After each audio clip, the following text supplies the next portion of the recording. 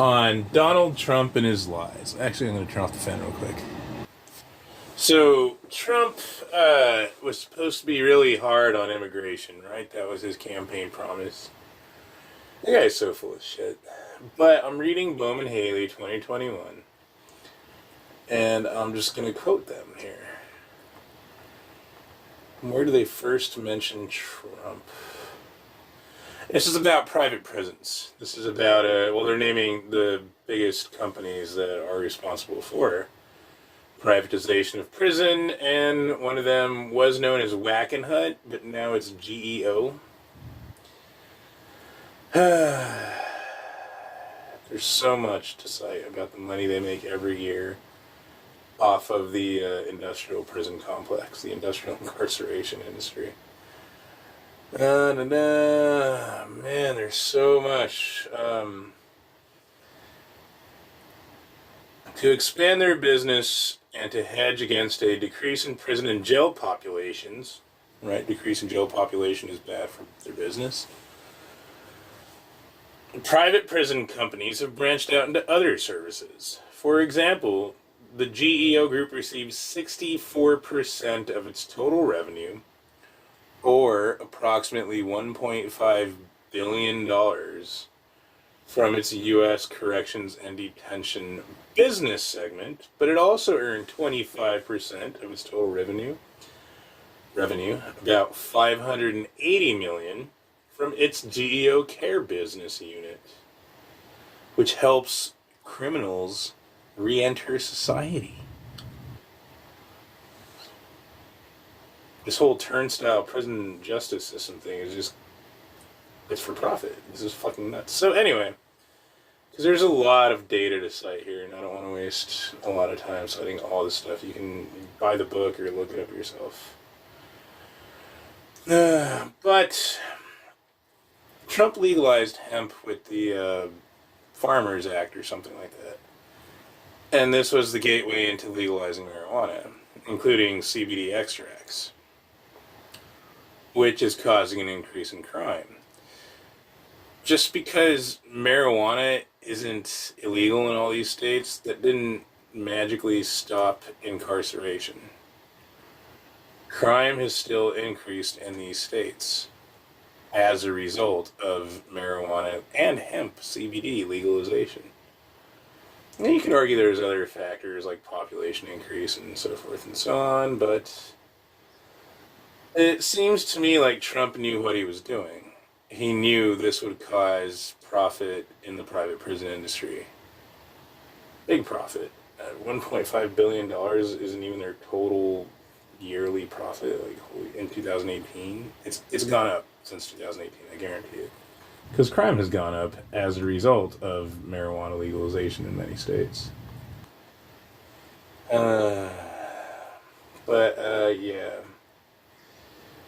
The GEO Group and CoreCivic have seen businesses expand significantly as a result of increased ICE detention of immigrants. The ICE, yeah, the immigrant something enforcement, yeah. These two companies constitute almost a duopoly within the private prison system. They received the lion's share of the estimated $807 million paid by ICE to private prison corporations in fiscal year 2018.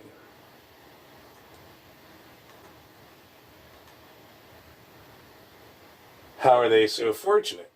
In 2016, the GEO Group and CoreCivic, through subsidiaries, contributed $250,000 each to President Trump's inauguration.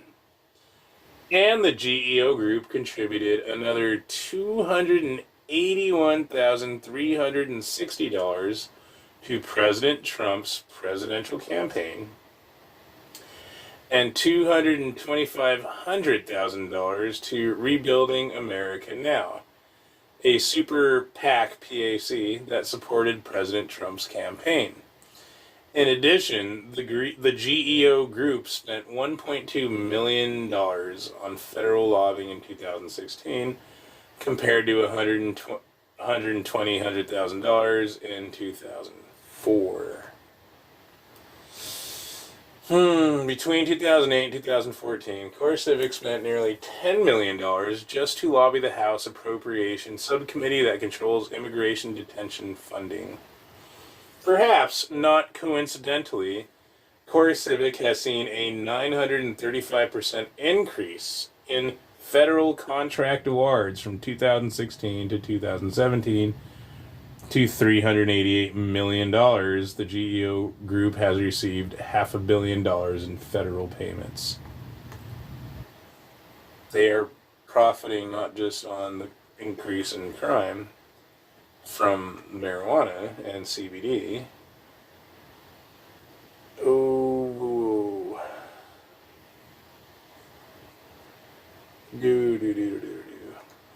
Sorry, the professor emailed me. Because of government secrecy, the exact size and scope of the immigration prison industry is unknown. The $807 million figure is based on pricing data for 19 privately owned or operated detention centers. The true number of ICE detention centers probably is between 200 and more than 600, and the percentage of them that are privately owned or operated is unknown. Estimates suggest 10%. Other corporations that profit from ICE detention are LaSalle Corrections, Management and Training Corporation, and Immigration Centers of America. More than a record high 50,000 undocumented immigrants are being held in detention by ICE, and the majority are in private facilities. Now, this was in, I think, 2021. The GEO Group detained approximately 11,000 immigrants at 17 prisons in 2018 at an average cost of $100 per prisoner per day. That's a lot of money. By comparison, ICE's overall projected daily rate for adult beds in fiscal year 2018 was $121.90. I don't mean that's a lot of money that they're spending. I mean that's a lot of money that they're going to make. If they're spending $101 per prisoner per day and billing like $1,000 per prisoner per day, that's a pretty strong profit margin. The Government Accountability Office, however, warned that ICE consistently lowballs its detention costs through dubious accounting. ICE's internal detention standards set pay for voluntary immigrant labor at only at least $1 per day. ICE contends that voluntary immigrant labor decreases idleness, improves morale, and decreases disciplinary incidents, and thus mitigates the negative impact of confinement, which, ironically, is supposed to be administrative and not punitive. Lawsuits over the past few years suggest that immigrant labor within private prisons is not as voluntary as the corporations claim, but instead it is slave labor. Well, those are just lawsuits, so I don't have to believe them or not believe them. The lawsuit against the GEO Group in Colorado, for example, argues that immigrant detainees were forced to mop floors, clean windows, wipe down mattresses, and clean dining areas under the threat of solitary confinement.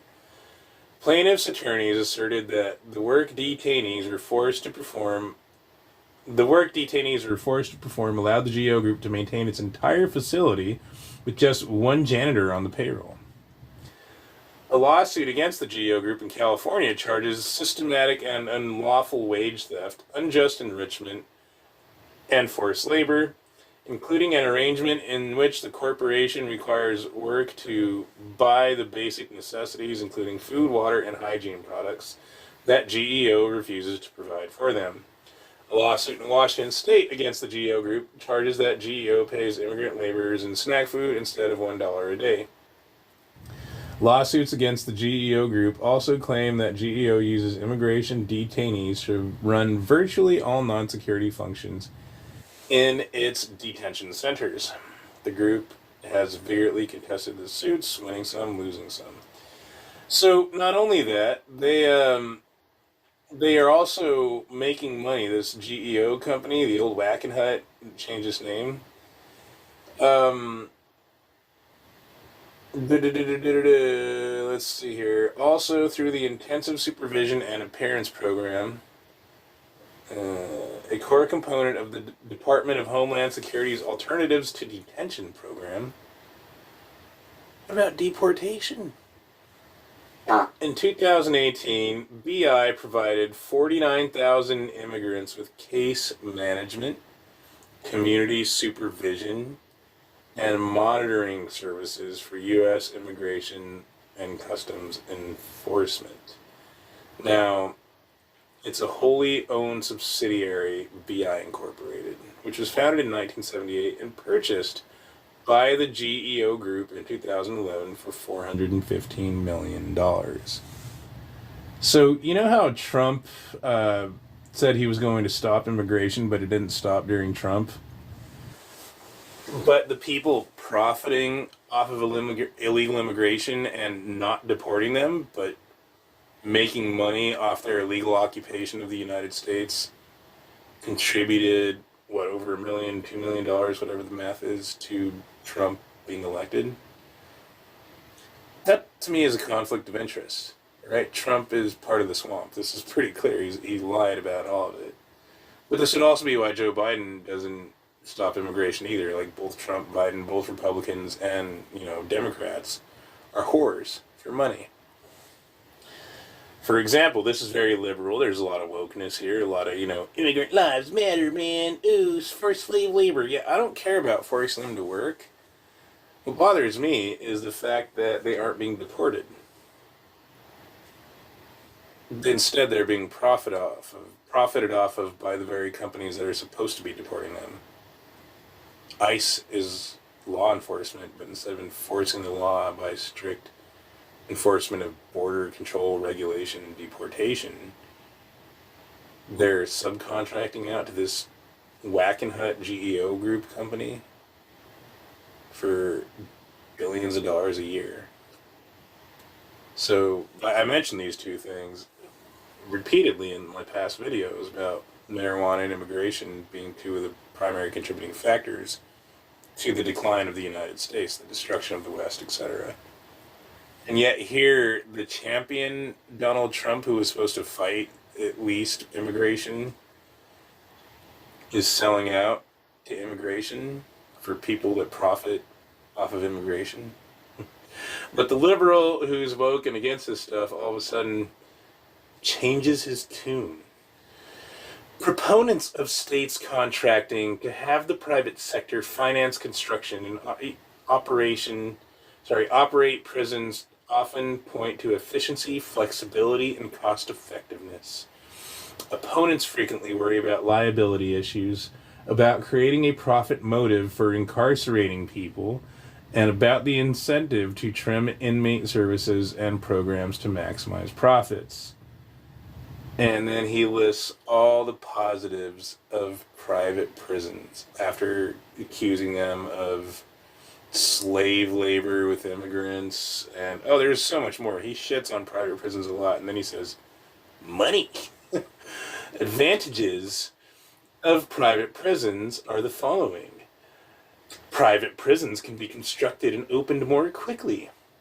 Following contract awards, private prisons can be constructed within 12 to 18 months. Similar facilities constructed by governments usually take 36 to 48 months to be bought online. Construction cost savings of 25% or more and operating cost savings of 10 to 15% are common for private facilities.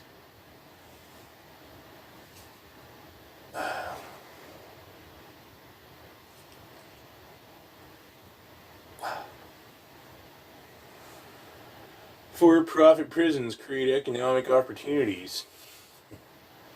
The privatization of prisons creates job opportunities on numerous levels for a bunch of rapists and murderers.